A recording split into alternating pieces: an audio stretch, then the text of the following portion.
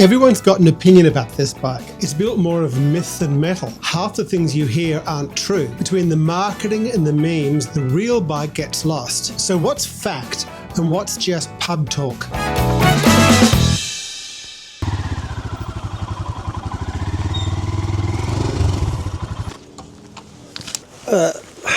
Everywhere I go, people tell me about the 411. And everyone's got an idea about it, and often they're just wrong. You know, these are ideas that have come from before the dawn of the Himalayan. And I care about it because it's a better bike than most people give it credit for. And you should judge a bike on what it is, not what the loudest bloke in the pub says it is.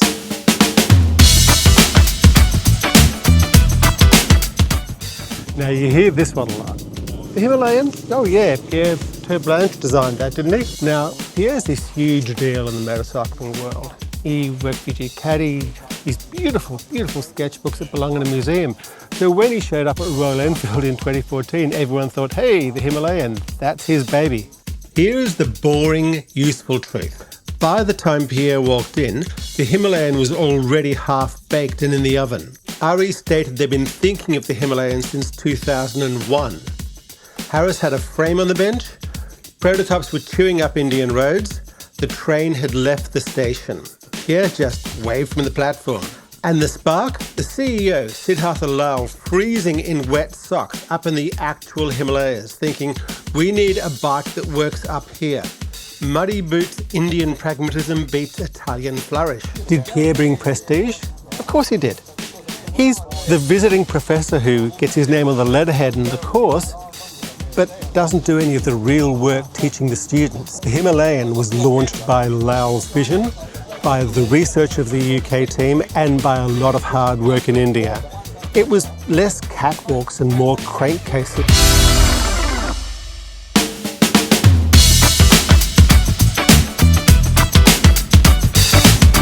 And here's another hardy perennial. The Himalayan was only ever meant to be launched in India. It had all these teething problems at the start, and it was only after they solved all those and they were thinking, well, let's turn a buck here and maybe we'll release it overseas. To be fair, it looked like it was going to be a local bike. The 2016 launch presser was India only. Officials danced around export numbers. Early forums swore blind that there were no plans beyond India. But behind the scenes, the Himalayan was global from the start. Lal had been pushing for a global bike for years. When he finally pushed the button, he was clear this wasn't just an Indian bike. In 2016, the company acknowledged that the launch is part of the company's strategy to be a significant global player in the middleweight segment. Lal was involved at every stage, both in the UK and back in India. Geometry and testing included, putting on tens of thousands of kilometres on the bike. And yes, the first bikes in India were carburetted, no ABS. And that fed the idea it was just a rough local experiment. But export models quickly followed with fuel injection and ABS to meet Euro regulations. Compliance was baked in from the start. It just rolled out in stages. This wasn't an afterthought though, it was the plan. And since then, exports have only grown. There were knockdown plants in Argentina, Thailand, Brazil, Colombia. By 2025, 11% of all Enfields are sold overseas. The Himalayan was never a little domestic experiment. It was the spearhead of a global push. So when someone says it was never meant for export, I get why it stuck. But the truth is simpler. The very first sketch, the Himalayan had its passport in its pocket.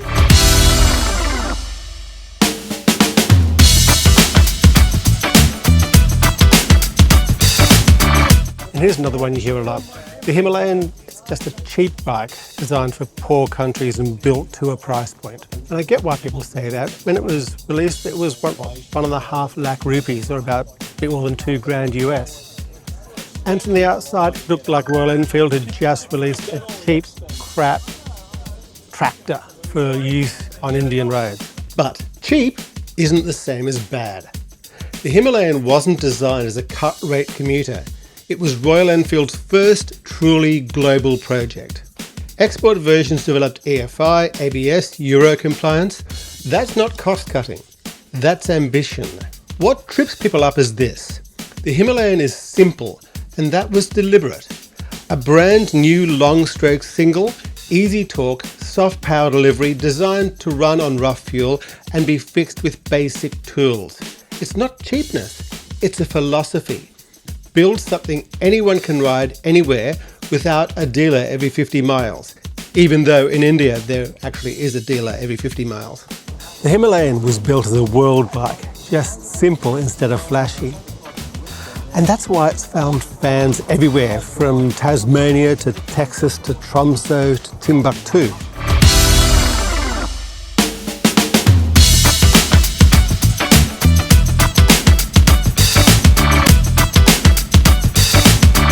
Now this one comes up a lot.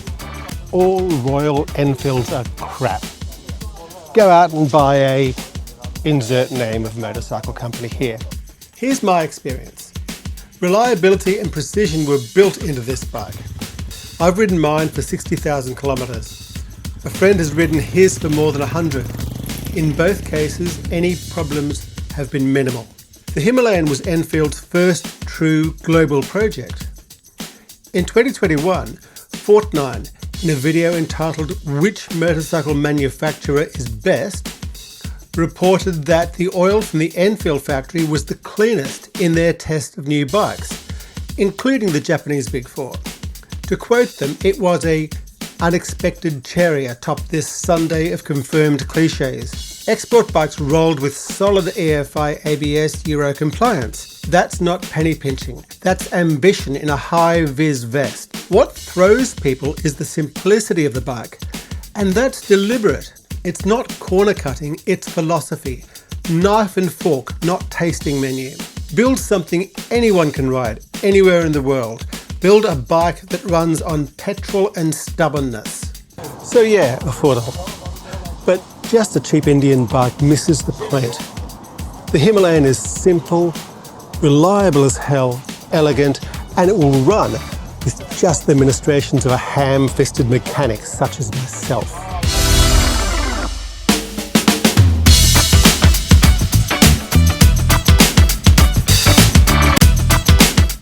Now here's another one.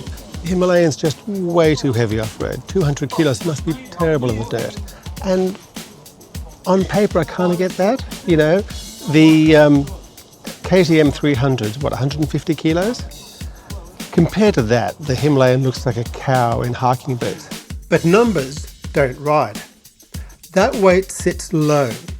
The long-stroke engine lives down in the frame, so instead of top-heavy, it feels planted and steady. And look at the kit. 21-inch front wheel, 200 mm of suspension, low centre of gravity. Built to crawl gravel, ruts, broken tarmac. Not glamorous, but it works. The power's forgiving too. 24 horses, torque as flat as a paddock. No sudden kick to buck you, just a steady thump that keeps you rolling. So yes, heavier than a dirt bike, but it's not trying to be one. It's an adventure bike, built to carry you and your gear across whatever the road turns into. And the proof's out there. India to Ireland, riders are taking them off-road every day. Too heavy for off-road? Well, maybe if you're expecting a motocross. But as an ADV, its weight is part of what makes it work. A cow in hiking boots? Maybe, but it'll still climb the mountain. The Himalayan isn't perfect, but it's not the cheap knockoff Indian bike that some people think it is. It's an adventure machine. It's simple, it's tough, and it's a lot more capable than a lot of people give it credit for. If this helped clear things up, give it a like, give it a subscribe, maybe send it to someone who actually reckons that Himalayans are terrible bikes. And if you own one, tell me some of the myths that you've busted on it. See you next ride.